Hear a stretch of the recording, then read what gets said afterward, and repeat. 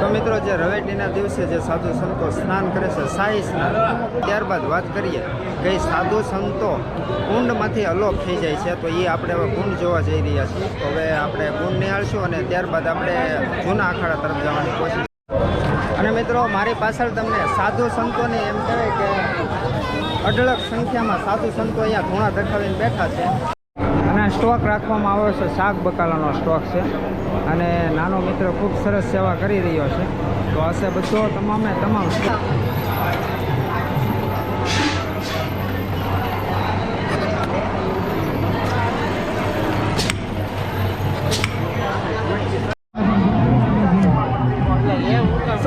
નમસ્તે, કેમ છો મિત્રો?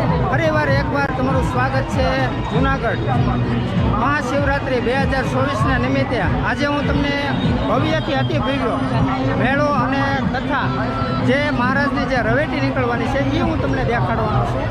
તો અત્યારે આપણે ભારતીય આશ્રમ ગેટે ઊભા છીએ, ત્યારબાદ આપણે જવાના છીએ ભવનાથ તરફ. તો વિડીયોમાં બન્યા રહેજો અને ખાસ વિનંતી છે કે તમને વિડીયો સારો લાગે તો કમેન્ટમાં જય ગિરનારી લખવાનું ભૂલશો નહીં.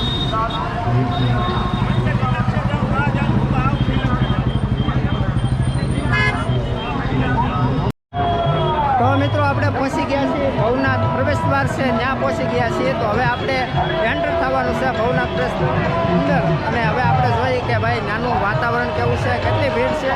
તો બન્યા રહેજો, ખૂબ જ આનંદ થાય આખી સિરીઝ જોવાની. પબ્લિક જુઓ તમે, એટલું પબ્લિક હજી આજ 7 તારીખ છે ને એટલું આવેલું છે.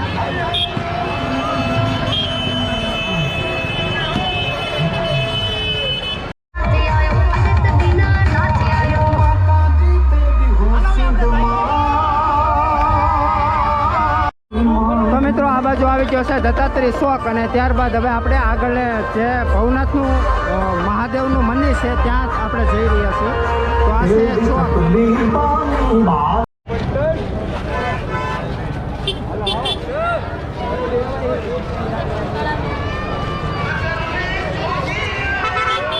તો મિત્રો તમે મારી પાછળ જોઈ શકો છો, એ એમ કે ભવનાથ મંદિર છે અને મહાદેવનું મંદિર છે. એ આપણે શક્ય હશે તો કાલે સવારમાં દર્શન કરશું વહેલા.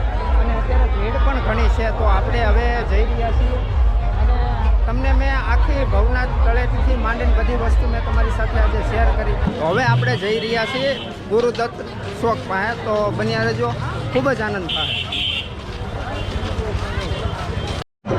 તો મિત્રો તમને વિવિધ પ્રકારના સ્ટોલ જોવા મળશે અને ભોળાનાથનું ડમરું છે, એવા ઘણા પ્રકારના તમને સ્ટોલ લાગેલા જોવા મળશે. તો આપણે હાલ અત્યારે છીએ ગુરુ દત્તાત્રેય ચોક છે, અને ત્યારબાદ આપણે જૂનો જે અખાડો છે ત્યાં જવાના છીએ. તો આ બાજુથી જૂનો અખાડો છે ત્યાં આપણે જવાના છીએ અને ત્યારબાદ મહાદેવના દર્શન કરવાના છીએ.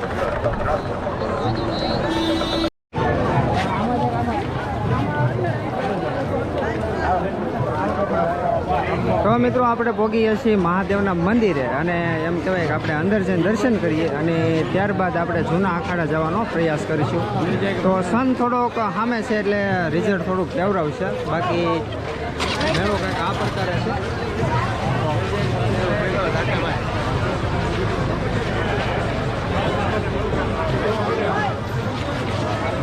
પાછળથી લઈ જાઓ.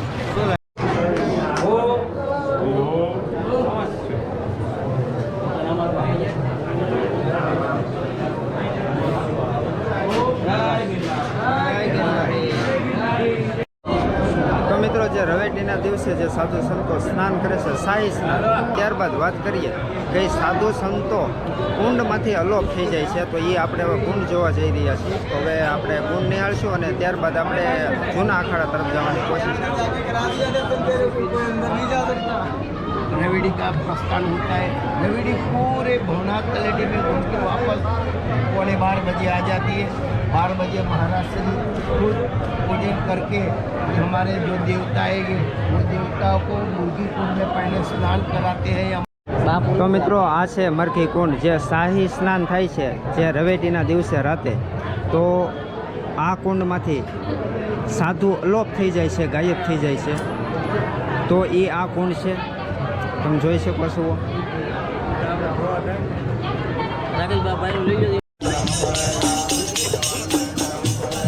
यही तो है, ये पानी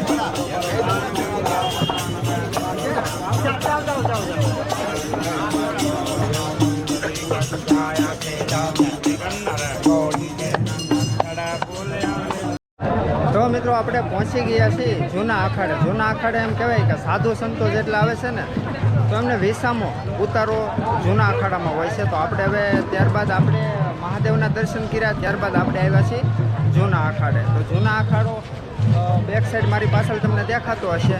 તો આપણે જૂનો અખાડો જોઈએ અને ત્યારબાદ આગળની શું વ્યવસ્થા છે એ પણ હું તમને જણાવું. તો મિત્રો આ તમને સામે જે દેખાય છે એ જૂનો અખાડો છે, મોટી શિવલિંગ. અને આ બાજુ જે શોખ છે એ મહાદેવ મંદિરે જાય છે અને આ છે જૂનો અખાડો. ને તમારે આ રસ્તે જવું હોય તો એમ કહેવાય કે આ સીધો ગિરનાર રસ્તો ચડવા માટેનો છે. તો આ છે જૂનો અખાડો.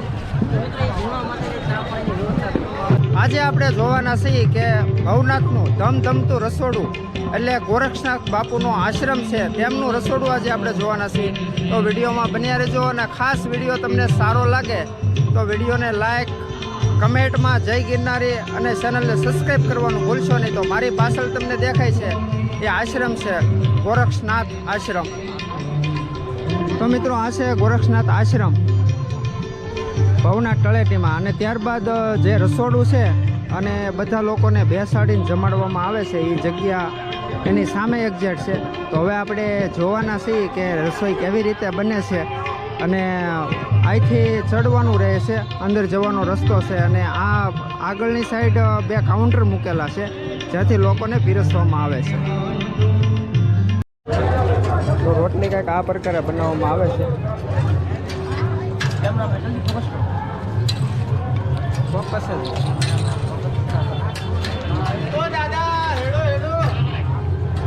અને આવી રીતની રોટલી વણવામાં આવે છે દેશી સ્ટાઇલમાં.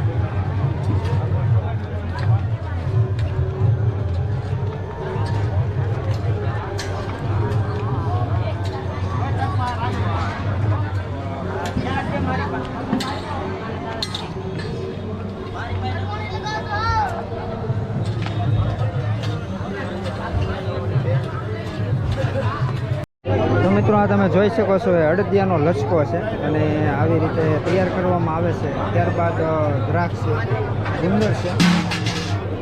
તો ત્યારબાદ આપણે અંદરની સાઈડ જઈ શાક ને દાળ ને કેવી રીતે બને છે. તો આ ભાઈ સેવા કરી રહ્યા છે અને થોડાક 2 શબ્દ પુષ્પ રૂપે એ મૂકશે. તો બોલો. મારું ગામ જામકંડોણા, ભોલાભાઈ શ્રવણ. અમારા ગુરુ શેરનાથ બાપુ છે. આજે છેલ્લા 20 વર્ષથી રસોડામાં સેવા, ગુરુ ગોરખનાથ આશ્રમમાં સેવા કરું છું. આજે શિવરાતનો મેળો એટલે ભોજન, ભજન અને ભક્તિ ત્રિવેણી સંગમનો મેળો છે. આ ગુરુ ગોરખનાથ આશ્રમમાં 24 કલાક અન્નક્ષેત્ર ચાલુ છે. સાધુ સંતોને ભેટ પૂજા, સાધુ સંતોને ભોજન આપવામાં આવે છે અને લાખો લોકો 5 દીના મેળામાં પબ્લિક આવે. મહાશિવરાતનો મેળો એટલે 5 દીનો મેળો, પણ અમારા ગુરુના આશ્રમની અંદર 15 દીનો મેળો થાય છે. 5 દી અગાઉ માટે મેળો, પછી વાયલા 5 દી અન્નક્ષેત્રવાળા રોકાણા હોય એના માટે મેળો. અને અમારા ગુરુના આશ્રમમાં 365 દિવસ ગણો તો શિવરાતનો મેળો ચાલુ જ હોય છે. બોલો જય ગિરનાર. જય ગિરનારી.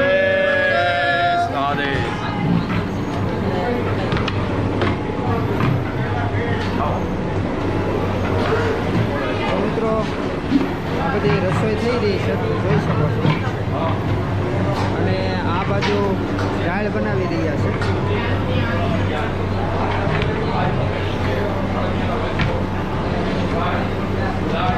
અને આ બાજુ શાક બની રહ્યું છે.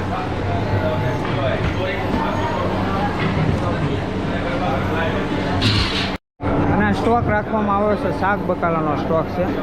અને નાનો મિત્ર ખૂબ સરસ સેવા કરી રહ્યો છે. તો હશે બધો તમામ સ્ટોક છે. તો આ બધે લોટની બોરીઓ છે અને અહીંયા રોટલી એમ કહેવાય કે એકદમ તૈયાર થઈને નીકળે છે.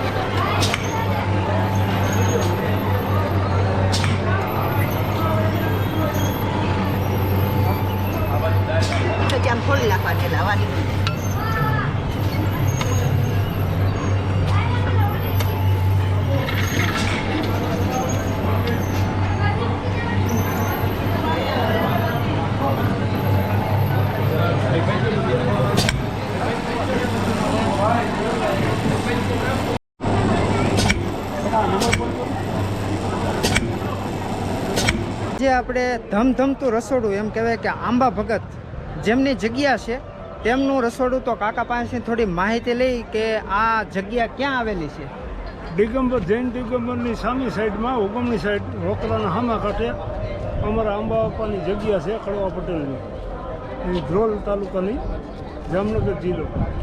અને અમારા અહીંયા લાઈ રોટલા રોટલી ભજીયા બધી લાઈ અમે બધી પબ્લિકને જમાડી છે. અનક્ષેત્ર 12 મહિના અનક્ષેત્ર અમારું ચાલુ રહે છે. અને કોઈ પણ સમયે તમે આવો તો તમારે 2 કલાક અગાઉ જાણ કરવાની કે 25 માણસ છે એટલે રસોડું બની જાય. અમે અનક્ષેત્ર તરીકે આપી છીએ એટલે કોઈ ફાળા નહીં કે કોઈ પૈસા દેવાનું ફરજિયાત નથી. તો હવે મિત્રો આપણે એ રસોડું જોવાના છે, તમામ વસ્તુ અને એ જગ્યા જોવાના છે, તો વિડીયોમાં બન્યા રહેજો.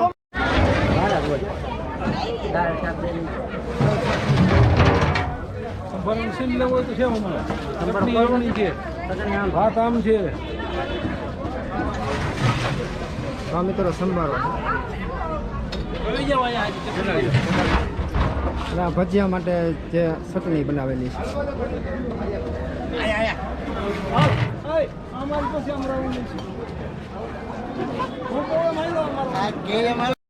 હવે મિત્રો આપણે મિષ્ટાન જોવા જઈ રહ્યા છીએ, જેમ કહેવાય ગાંઠિયા છે, પ્રસાદ છે, જેનો સ્ટોક કરવામાં આવે છે, તો એ જગ્યા આપણે જોવાના છીએ.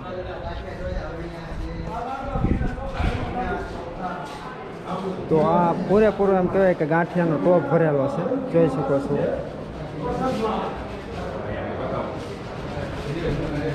અહીંયા તમે લોકો જે થેલી ભરીને પ્રસાદી અને અહીંયાથી પેકિંગ કરી નાસ્તા જમણવાર થાય એવું નાની થેલી બાપાની છપરી છે, અમે કાગળની ઓલા આપણે કપડાની, એ રોડ ઉપર અમે પીરસવા જાય છે ગાડી ભરીને. કેટલી થેલી વેચો? 10-15 હજાર 1.5 લાખ જેવી આ રહી થેલી.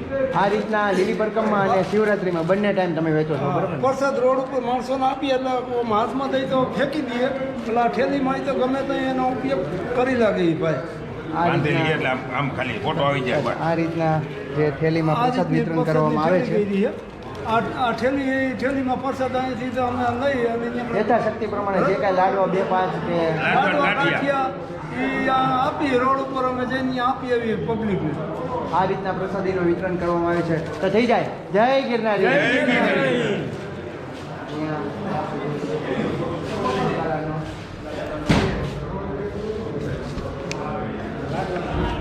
આ લાડવાનો કારીગર. હા ભાઈ, આ લાડવાનો કારીગર. ના ના, આપણે કઈ કારીગર. જે લાડવા બનાવ્યા છે એ આ ભાઈએ બનાવેલા છે. વાહ, જમાવટ કરી છે. શું કેવું છે તમારું? બોલ શબ્દ શું કહેવાના હોય, આ તો કાયમી બનાવી જ છીએ. આવું તો કેટલા માણસો સુધીની બનાવી નાખો? આ 2500 માણસો, 3000 માણસો. વાહ ભાઈ વાહ, 2500 થી 3000 માણસોની ભાઈ બનાવી છે. ખૂબ આનંદ થયો. જય ગિરનારી. જય ગિરનારી. તો મિત્રો આશા કરીશ કે આજના વ્લોગમાં તમને જે આંબા ભગતની જે વાડી છે અને તમામ સંપૂર્ણ મેં તમને આજે રહોડું તમને દેખાડ્યું. આવા નવા ધાર્મિક સ્થળના વિડીયો જોવા માટે ચેનલને સબસ્ક્રાઈબ કરો, વિડીયોને લાઈક કરો. તો હાલો એક નવા વ્લોગ સાથે મળશું. ત્યાં સુધી જય ગિરનારી, હર હર મહાદેવ, જય હિન્દ.